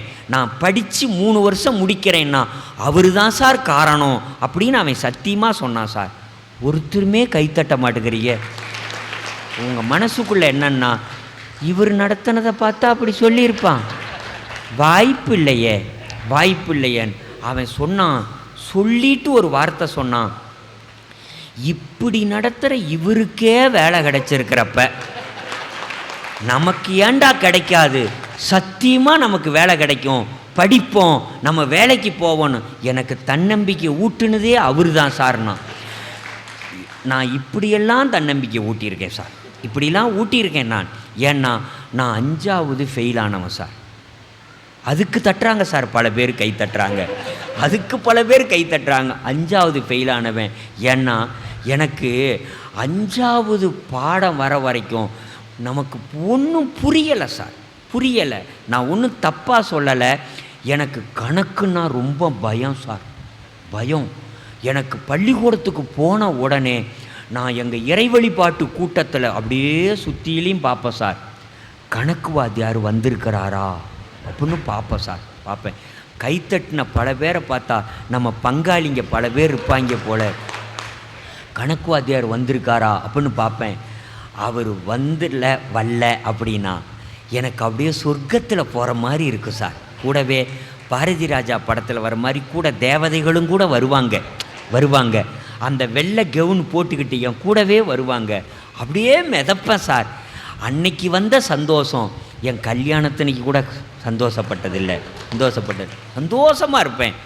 ஒருவேளை அவர் என் கண்ணுக்கு தெம்பட்டுட்டாருன்னா அப்படியே வெளத்து போயிடுவோம் சார். கொரோனா, டைஃபாய்டு, மலேரியா மொத்தமாக வந்த மாதிரி ஐசியூவில் கிடந்த மாதிரியே அப்படியே நிற்பேன். கணக்கு வாத்தியார்னா எனக்கு அப்படி ஒரு பயம். எனக்கு கணக்கு வராது சார், வரல. கணக்கு வாத்தியாருக்கு எனக்கு என்ன வாய்க்கா தகராறா, வரப்பு தகராறா, இல்லை சொத்து தகராறா, என்னமோ ஒரு உளவியல் சொல்கிறேன். ஒரு ஆசிரியர் பிடிக்கலைன்னா அவர் நடத்துகிற பாடமும் பிடிக்காமல் போயிடும். ஒரு பாடம் பிடிக்கலைன்னா அதை நடத்துகிற ஆசிரியரும் நமக்கு பிடிக்காமல் போயிடுவார். இதன் மூலமாக என்ன சொல்ல வரேன், ஆசிரியர் பிடிச்சிருந்தா அவர் நடத்துகிற பாடம் பிடிக்கலைனாலும் நமக்கு அவர் நடத்துகிற விதத்தில் பிடிக்கும். நீங்கள் ஒரு பாடம் பிடிச்சிருந்தா அதை நடத்துகிற ஆசிரியரையும் பிடிக்கும். அப்போ எங்கள் நான் அதனால் கணக்கு நல்லா போடுற பயலுகளை பகைச்சிக்கவே மாட்டேன் சார். அவன் என்ன சொன்னாலும் கேட்பான் சார். ஏன்னா அவனை நம்பித்தான் வாழ்க்கையே இருக்குது. நான் மனைவியை கூட பகைச்சிப்பேன், கணக்கு போடுறவனை நான் பகைச்சிக்கட்டவே மாட்டேன். ஏன்னா அவன் தான் அதில் ஆச்சரியம் இல்லை. ஆனால் கணக்கு நல்லா போடுறவனு என்ன பகைச்சிக்க மாட்டான் சார். ஏன் தெரியுங்களா, போடுற கணக்கை நான் பார்த்து போட்டு வாத்தியார்கிட்ட போய் காட்டுறதுக்கு என்ன அனுப்புவானுவ. அதில் தப்பு இருந்ததுன்னா நான் அடி வாங்குவேன், அவன் திருத்தி போட்டுப்பான். அதுக்குன்னே என்னை வச்சுருப்பாங்க. எங்கள் அப்பா அம்மா என்னை அதுக்குன்னே பெற்று விட்ருக்குறாங்க. இந்த கணக்கை காட்டிட்டு வர்றதுக்குன்னே என்னை தவம் இருந்து என்னை பெற்றாங்க. அதுக்குன்னு வாத்தியார்கிட்ட காட்டுறதா இருந்தால் உனக்கு காட்டுறேன், சரியாம்மா, சரிம்பேன். போட்டுக்கிட்டு அப்படி வகுப்பில் அந்த நோட்டை எடுத்துக்கிட்டு வருவேன் சார். கசாப்பு கடைக்கு போகிற ஆடு மாதிரியே எனக்கு இன்றைக்கி நாம் தான் வெட்டுப்பட போகிறோம்னு தெரியும். எங்கள் வாத்தியார் அந்த கணக்கு நோட்டை வாங்கி பார்த்துட்டு தள்ளி நில்றாம்பார். ஏன்னா தள்ளி நின்னா கணக்கு புரியும்னு அர்த்தம் இல்லை, குச்சி அவளை நீளமாக இருக்குது சார். அதுக்காக அடிக்கிற அடியில் என்னை அடித்தே அவர் டயர்ட் ஆயிடுவார் சார். டயர்டாகிற வரைக்கும் அடிப்பார். மனுஷன் வஞ்சகம் இல்லாமல் அடிப்பார். அடித்தா அப்பா அடிச்சிட்டமே அந்த பயலை அப்படின்னு மறுபடியும் கணக்கு நோட்டில் போடுவார். என் கணக்கு நோட்டில் அவர் தான் சார் அதிகமாக கணக்கு போட்டார். அவர் கணக்கு நோட்டு அவர் நினைவாக நான் அந்த நோட்டை வச்சிருக்கிறேன். அவர் கணக்கு போட்டு இப்போ புரியுதா அப்படிம்பார். சத்தியமாக அப்பவும் புரியாது சார். ஆனால் போட்டுட்டு அந்த நோட்டை எடுத்துக்கிட்டு அப்படி போவேன். என் நண்பர்கள்லாம் என்னை எப்படி தெரியுமா வரவேற்பானுங்க, டெல்லியில் போய் பத்ம விபூஷன் விருது வாங்கிட்டு வந்த ஏர்போர்ட்லேயே வரவேற்கிற மாதிரி சந்தன மாலை போடலை, அவ்வளவுதான். வாடா எதுக்கு, இந்த நோட்டை வாங்கிக்கிறதுக்கு வாசரம் வாங்கி பார்த்து போட்டு எல்லாரும் நல்ல மார்க் வாங்கிடுவானுவ. ஆனால் நான்லாம் சாதாரணமாக நினைக்காதீங்க, மற்றவன் அடி வாங்காமல் நல்லா மார்க் வாங்கணுங்கிறதுக்காக நான் அடி வாங்கினேன் பாரு. நான்லாம் விடுதலை போராட்ட வீரர்கள் மாதிரி சார். இந்த தேசத்துக்கு நான் செஞ்ச தொண்டு சாதாரணமான தொண்டு இல்லை. ஒரு வாரத்துக்கு நின்றுக்கிட்டு தான் சாப்பிட முடியும். ஏன்னா பின்னாடி வீங்கி இருக்கும் சார், ஸ்பீடு பிரேக் அளவுக்கு வீங்கி இருக்கும் சார். எங்கள் அம்மா கூட சொல்லுவாங்க, உட்காந்து சாப்பிட்றா கண்ணு, உட்காந்து இருக்கட்டுமா ஒரு மரியாதை. அதெல்லாம் கணக்குக்கு நான் செலுத்தின மரியாதை சார், கணக்குக்கு நான் செலுத்தின மரியாதை. ஒரு வாரமாக குப்புறப்படுத்து தான் சார் தூங்குவேன். மல்லாந்து படுக்கவே முடியாது சார், அப்படியே குப்புறப்படுத்து தூங்குவேன். ஒரு வாரமாக நின்றுக்கிட்டு தான் சாப்பிட முடியும். நான் குப்புறப்படுத்த அதெல்லாம் கணக்கு பாடத்துக்கு நான் செய்த தவம். ரொம்ப நாளைக்கு அப்புறம் தான் சார் நான் ஒரு உண்மை சொல்கிறேன். இந்த பஃபெட் சிஸ்டம் இருக்குல்ல, அதை எவனோ கணக்கு வாத்தியார்கிட்ட அடி வாங்கினவன் தான் சார் கண்டுபிடிச்சிருவார். உட்காந்து சாப்பிட முடியாத எவனோ தான் சார் பஃபெட் சிஸ்டத்தையே கண்டுபிடிச்சிருக்கிறான் சார், கண்டுபிடிச்சிருக்கான். எனக்கு அதாவது சார், நான் பாரதியாரை ரொம்ப பிடிக்கும் சார். ஏன் தெரியுமா? பாரதியார் எனக்கு ரொம்ப பிடிக்கும். ஏன்னா அவர் ஒரு இடத்துல எழுதுகிறாரு, கணக்கு எனக்கு பிணக்கு ஆமணக்குன்னு எழுதுகிறார். ஆமணக்குலேருந்து என்ன எடுப்போம்? எண்ணெய் எடுப்போம். எண்ணெய் என்ன? விளக்கெண்ணெய். கணக்கு எனக்கு பிணக்கு விளக்கெண்ணார். இதை படித்த உடனே நான் பாரதியார் கவிதையை அப்படியே நெஞ்சோடு அணைச்சிக்கிட்டேன் சார். பாரதியார் நம்மாள்றா, நம்மாள்றா. சே, அவர் கவிதை பிடிச்சதெல்லாம் அப்புறம். அவருக்கும் கணக்கு வராது, நமக்கும் கணக்கு வராது. ராஜ்குமார் ஐயா நினைக்கிறாரு, ஆனால் அவருக்கு கவிதை வந்தது தம்பி, உனக்கு வரலையே. உண்மைதான் சார். அவர் ஒரு கவிஞர். ஒரு கவிஞருக்கு கவிதை வரும்.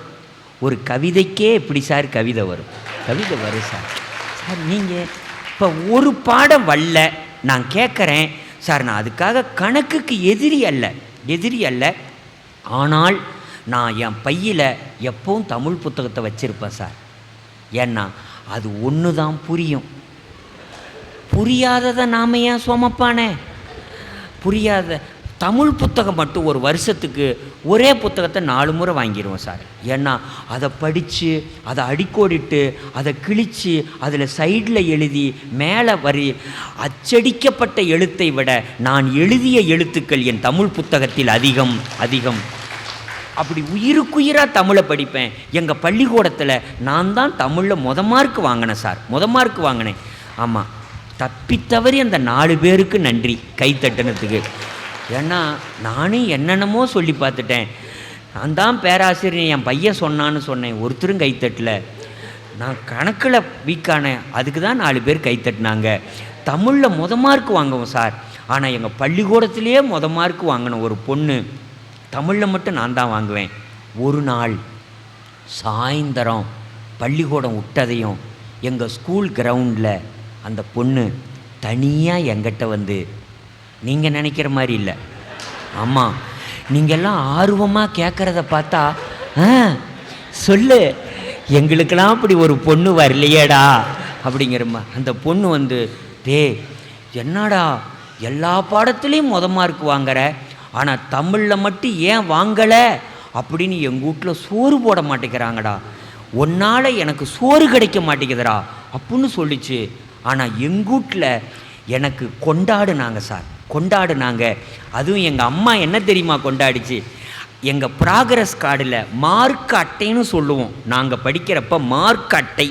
அந்த ப்ராக்ரஸ் கார்டில் கட்டத்தில் நல்ல மார்க்கு, கடைசி கட்டத்துலேயும் நல்ல மார்க்கு, மீதி எல்லாம் சிவப்பு அண்டர்லைன். எங்கள் அம்மா சொல்லிச்சு, என் புள்ள பாடத்தில் நல்ல மார்க் வாங்கியிருக்கான், கடைசி பாடத்துலேயும் நல்ல மார்க் வாங்கியிருக்கிறான், இடையில திருத்தின வாத்தியான் கொள்ளையில் போடவே இல்லைன்றுச்சு. அந்த கடைசி பாடங்கிறது ரேங்க்குன்னு எங்கள் அம்மாவுக்கு தெரியல சார், தெரியல. எங்கள் பள்ளிக்கூடத்தில் கண்ணு 90 மார்க் வாங்கியிருக்கிறடா சாமி. ஆமாம்மா, எங்கள் கிளாஸில் 90 பேருமா, நான் 90ஆவது ஆளுமா, அதனால் இன்னும் நிறையா வாங்குடா, நிறையா சேர்ந்தாங்கன்னா நான் நிறைய வாங்குவேன் தாயி, நிறையா வாங்குவேன் தாயி அப்படின்னு. ஆனால் அதுக்கே எங்கள் வீட்டில் கொண்டாடினாங்க. நம்ம தலைமுறையிலே இப்படி ஒரு அறிவாளி யாரும் வரலடா அப்படி எங்கள் அம்மா திஷ்டி சுபத்தியெல்லாம் சுற்றி போட்டுச்சு சார். இப்போ நான் கேட்குறேன், எனக்கு என்ன வந்துச்சோ அதை படித்தேன். அந்த தமிழை நான் கைவிடலை, தமிழும் என்னை கைவிடலை சார். நான் ஒன்றே ஒன்று சொல்கிறேன் சார், ஒன்று சொல்லி முடிச்சிட்றேன். என்னென்னா, இந்த பிள்ளைகளுக்கு ஒரு பாடம் வள்ளினா, அந்த பாடத்தில் நீ பாஸ் ஆகலினா அந்த பிள்ளைங்க வாழ்கிறதுக்கே உரிமை இல்லையா சார்? நான் கேட்குறேன், ஒரு பாடம் வள்ளினா பரவாயில்லடா தங்கம், இன்னொரு பாடம் வருண்டா ராசா. மொத்த பாடமுமே வராதவன்லாம் வாழ்க்கையில் விளங்கலியா? நான் உங்களை சொல்லலை சார், நான் பொதுவாக இருக்கிறவங்கள சொல்கிறேன்.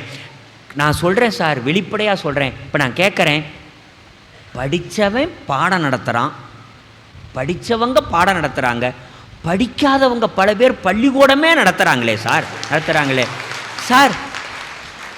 பள்ளிக்கூடத்துக்கே போகாத பல பேர் பல்கலைக்கழகத்தையே நடத்துகிறாங்களே.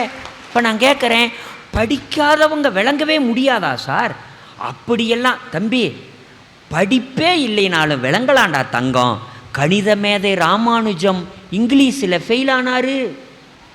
ஆமாம், பள்ளிக்கூடத்தில் வந்து இப்படிலாம் சொல்லிட்டு போடா, நீயே சொல்லிட்டு போடா, நல்ல வேளை பிள்ளைக வரல அப்படின்னு ராஜ்குமார் ஐயா நினைக்கிறார். பாரதியாருக்கு கணக்கு வராது, கணித மேதை ராமானுஜத்துக்கு இங்கிலீஷ் வராது. அப்படின்னா அவங்க உலக பேரறிஞரா வரலையா சார்? அப்போ நம்ம பிள்ளைகளுக்கு படிப்பு என்பது வகுப்பு பாடம் தம்பி. வாழ்க்கை பாடத்தில் நீ முதல் மதிப்பெண் பெற்றால் வெற்றி பெறலான்னு சொல்லியிருந்தா ரிசல்ட் இன்னைக்கு தூக்கு போட்டு சாவானா சார் பிள்ளைகளுக்கு? அப்போ என்ன அர்த்தம்? நான்லாம் தைரியமாக அப்படிலாம் நினச்சிருந்தா நான் 5வது ஃபெயிலான்னு நினைக்க மொத்த பாடமும் ஃபெயிலாக போனேனே. ஆனால் இன்றைக்கி நான் உங்கள் முன்னாடி என் பேச்சை கேட்குறதுக்கு இத்தனை பேர் இருக்கீங்களே. இப்படி ஒரு சிந்தனையாளனை நீங்கள் இனிமேல் பார்ப்பீங்களா சார்? பார்ப்பீங்களா? அதனால தான் சார் இன்றைக்கி துணிச்சலாக ஒருத்தன் போடுறான், ரிசல்ட்டு வரணிக்கு ஸ்டேட்டஸ் போடுறான் சார். என்னை பார்த்து எவனாவது மார்க்கு எவ்வளவுன்னு கேட்குறவன் ரத்தங்கைக்கு சாவான்னு போடுறான் சார். பல பேர் முன்னையெல்லாம் ஃபெயிலாக போனவன் வீதியில் வந்தால் தலை நட்டுக்கிட்டு போவான். ஃபெயிலாமே, நீ பள்ளிக்கூடத்தில் ஃபெயிலாமே அப்படிமா வெளியே வரவே முடியாது சார். அப்பா அம்மாவும் வர முடியாது சார். உங்கள் பையன் ஃபெயிலாக போயிட்டானாமே அப்படின்னு தலையை நட்டுக்கிட்டு போவாங்க. இன்னைக்கு நம்மால் ஸ்டேட்டஸ் போட்டுட்டு அவன் கம்பீரமாக போகிறான், தெருவில் ஒரு பையனும் வரமாட்டேங்கிறான். ஜன்னலை அடைச்சிட்டு உள்ளேருந்து பார்க்குறான். அவன் போனதுக்கு அப்புறமேட்டுக்கு நம்ம வெளியே போகலாயா அப்படிங்கிறான். ஒருத்தன் சொல்கிறான், ஸ்டேட்டஸை நல்லா பாரு, மார்க் என்னான்னு கேட்டவன் ரத்தங்கைக்கு சாவான்னு போட்டிருக்கானா, இல்லை ஒளிஞ்சிருந்து பார்க்குறவன்லாம் ரத்தங்கைக்கு சாவானான்னு நல்லா பாருங்கிறான் சார். நான் சொல்கிறேன், யாராலும் வெல்ல முடியும், யாராலும் வாழ முடியும். வாழ்வதற்கு மார்க் அவசியமே இல்லை, நமக்கு அறிவுதான் அவசியம். எனவே நண்பர்களே, பிள்ளைக்கு ஊட்ட வேண்டியது மார்க்குன்னு இப்படி சொல்லி முடிக்கிறேன். இப்படி தான் 2 முறை சொல்லிட்டேன் அப்படிங்காதீங்க, இப்போ முடிச்சிருவேன். பள்ளிக்கூடம் படிக்கல, மார்க்கு அப்படின்னாங்க. மார்க்கு வாங்கிட்டான் சார். 10வது படிக்கல, 10வது அப்படிம்பாங்க சில பேர் 10வது படிக்கிற பிள்ளைங்க வீட்டில் இருந்தால் சொந்தக்காரங்க வீட்டுக்கு போக மாட்டேங்கிறாங்க சார். அதை விட சொந்தக்காரனையும் ஃபோன் பண்ணி, மாமா நீ உண்மையிலேயே சொந்தக்காரனாக இருந்தா, ஐயோ மாப்பிள்ளை ஏன் இப்படிலாம் பேசுகிற, மே மாதத்துக்கு அப்புறம் என் வீட்டு வாசலில் காலுவை, அதுக்கு முன்னாடி வந்த உன் சங்காத்தத்தை அத்துருவேன். ஏண்டா மாப்பிள்ளை இப்படி கோவமாக பேசுகிற, பையன் 10வது பரீட்சை எழுதுகிறான், வந்துடாத. சொந்தக்காரன் வீட்டு கூட்டிகிட்டு போக மாட்டேங்கிறான், கல்யாணம் வீட்டு கூட்டிகிட்டு போக மாட்டேங்கிறான். ஏமாம்மா பையனை கூட்டிகிட்டு வரல, தெரியாதா உனக்கு செய்தி? ஐயோ பையனுக்கு என்னாச்சு, 10வது பரீட்சை எழுதுறான்டா. ஏண்டா 10வது பரீட்சை எழுதுனா 12வது பரீட்சை எழுதுனா கல்யாணத்துக்கு கூட்டிகிட்டு போகக்கூடாதான்னு, ஏன் ஒரு நல்லதுக்கு கூட்டிகிட்டு போகக்கூடாதான்னு பேசாத. சில பேர் பிள்ளைய 10வது பரீட்சை எழுதுனா வீட்டில் கணவன் மனைவி பேசிக்க மாட்டேங்கிறாங்க சார், பேசிக்க மாட்டேங்கிறாங்க. ஃபோன் பண்ண விட மாட்டேங்கிறான், ஒயரை கட் பண்ணிடுறான், டிவியை கட் பண்ணிடுறான், ஆண்டனாவை கட் பண்ணிடுறான், பேச்சை கட் பண்ணிடுறான், இன்னும் குரல் வலையை தான் கட் பண்ணலை, பேச மாட்டேங்கிறான். ஊடே மயான அமைதியாக இருக்குது. அவனை டென்ஷன் ஆக்கிவிட்டு 10வது அப்படின்னா 10வதும் பாஸ் பண்ணிட்டான் சார். 12வதும் பாஸ் ஆகிட்டான் சார். காலேஜும் போயிட்டான் சார். கேம்பஸ்லேயும் வேலை கிடச்சிருச்சு. வேலையும் கிடச்சிட்டான். சம்பளம் வாங்கி கொடுத்துட்டான் சார். வச்சுக்கடா, வச்சு தொலை அப்படின்னு வச்சுட்டான். அதுக்கப்புறம் கல்யாணம்னா அவன் நானும் மனுஷன் அப்படின்ட்டான்னா. பிள்ளைகளை சந்தோஷமாக இருக்க விடுங்கள். எனவே இருந்தால் நாம் சிரிப்பு வரும், வாழ்க்கை சிறக்கும். வாயிலும் சிரிப்பு வரும், வாழ்க்கையிலும் சிரிப்பு வரும். வாய்ப்புக்கு நன்றி. வாழ்க வளமுடன்.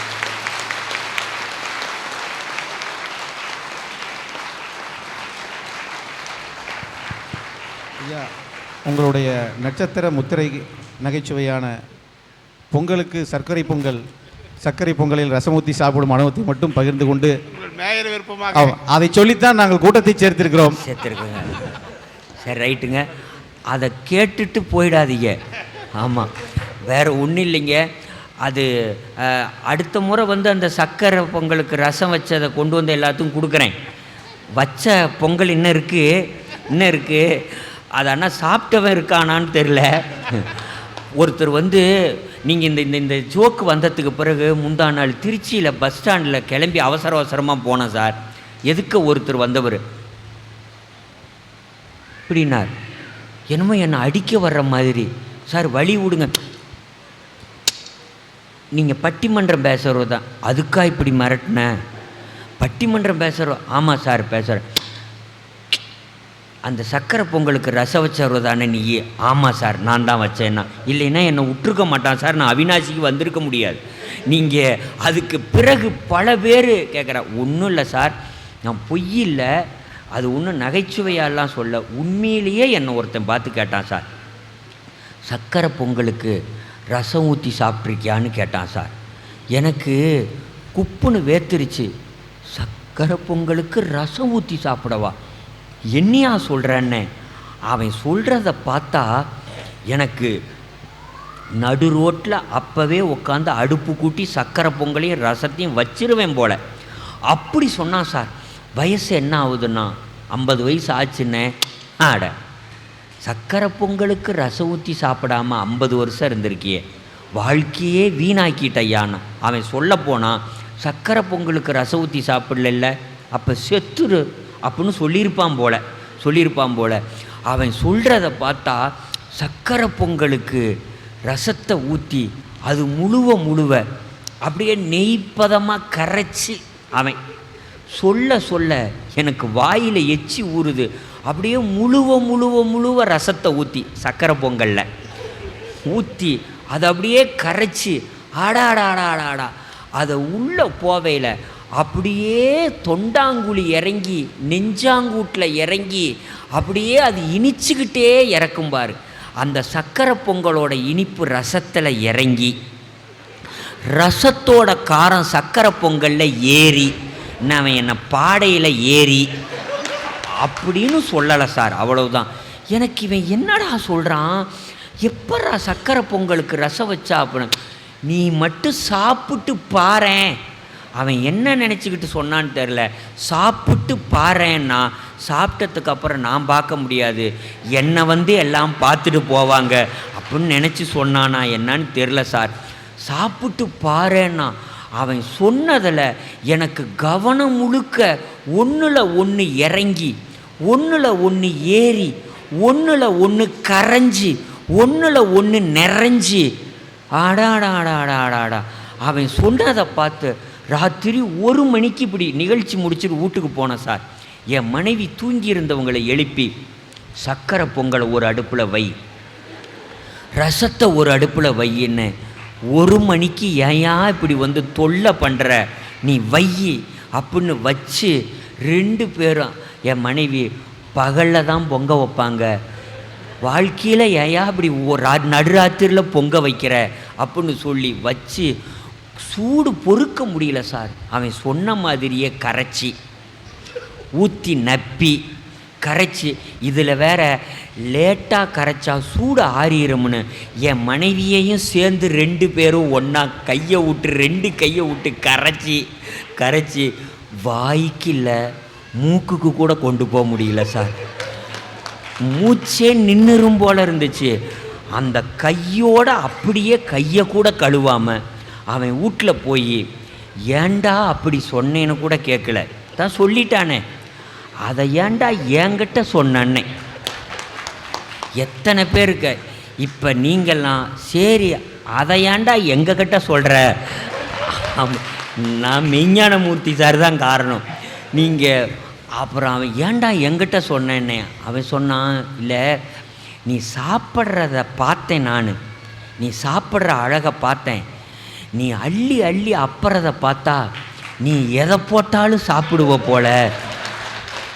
அதனால் நீங்கள் சாப்பிடையில் சாப்பாட்டை பார்க்குறீங்களோ இல்லையோ, நாம் சாப்பிட்றத யாரேன்னு பார்க்குறாங்களான்னு பார்த்துட்டு சாப்பிடு. ஏன்னா எனக்கு சொன்ன மாதிரி உங்களுக்கெல்லாம் எவனேது சொன்னாலும் சொல்லிடுவான் சார் அப்படின்னு. அதை பார்த்ததுனால தான் நான் இப்படி சொன்னேன் அப்படின்னா, அதுக்கப்புறம் நீ உண்மையிலேயே அப்படி சாப்பிட்டு சொன்னியான்னே. அவன் சொன்னான், அப்படி இல்லை, எனக்கு ஒருத்தன் சொன்னான், நான் வச்சு சாப்பிட்டு இப்படி நாத்தம் தாங்கலை, நாம் ஒரு 4 பேருக்கு சொல்லிவிடுவோமே அப்படின்னு தான் சொன்னான். எனக்கும் அவன் ஒருத்தன் சொன்னான், நானும் ஒரு 500 பேருக்கு சொல்லி விடலாமேன்னு தான் உங்ககிட்ட நான் சொன்னேன். நீங்கள் ஒரு 5000 பேர்த்துக்கு சொல்லி விடுங்க. எவன் வீட்லேயோ நடுராத்திரிக்கு ரசம் வச்சுட்டு போகிறான், நமக்கு என்ன? எவன் வீடோ பொங்கி வலிஞ்சிட்டு போகுது, எவன் வீட்லேயோ பொங்க வைக்கிறான், நமக்கென்ன? அவன் ஒரு 5 அப்படி வந்த வேதனை அவன் யான் பெற்ற இன்பம் பெருக இவ்வையகம் பெருக வாழ்க வளமுடன். சார், 1 மணி நேரம் பேசுனதுக்கு தான் நீங்கள் பேமெண்ட்டு பேசுனீங்க. கூட நான் ரசம் வச்சுருக்கிறேன், அதுக்கு சேர்த்து கொஞ்சம் வச்சு விடுங்க. நன்றி ஐயா, நன்றி, மிக நன்றி. இன்று எல்லோர் வீட்டிலும் சர்க்கரை பொங்கலோட ரசம் இன்று தயாராக போகிறது ஐயா. நன்றி. இறை வணக்கம் தந்த பேராசிரியர் எம் சுப்பிரமணியம் அவர்களுக்கும், வரவேற்புரை வழங்கிய திரு ப தண்டவாணி அவர்களுக்கும், தலைமையுரை ஆற்றிய திரு மாரிமுத்து அவர்களுக்கும், முன்னிலை வகித்த திரு நடராஜன் அவர்களுக்கும், திரு விஷ்ணு அவர்களுக்கும், திரு சந்திரசேகர் அவர்களுக்கும், சிறப்பு விருந்தினராக வந்திருக்கும் டாக்டர் பொம்முசாமி அவர்களுக்கும், திரு வி கந்தசாமி அவர்களுக்கும், மற்றும் நம் அனைவரையும் சிரிப்பில் ஆழ்த்திய பேராசிரியர் திரு நீலகண்டன் ஐயா அவர்களுக்கும், இதுவரை நிகழ்ச்சியில் கண்டுகளித்த அனைவருக்கும், மற்றும் நிகழ்ச்சி ஏற்பாடு செய்த நகைச்சுவை மன்றத்தின் உறுப்பினர்கள் அனைவருக்கும் மனமார்ந்த நன்றியை தெரிவித்துக் கொள்கிறேன். अधिनायक जय हे भारत भाग्य विधाता, पंजाब सिंध गुजरात मराठा द्राविड उत्कल बंगा, विंध्य हिमाचल यमुना गंगा उच्चल जलधि तरंगा, तव शुभ नामे जागे, तव शुभ आशीष मांगे, गाहे तव जय गाथा, जन गण मंगलदायक जय हे भारत भाग्य विधाता, जय हे जय हे जय हे जय जय जय जय हे।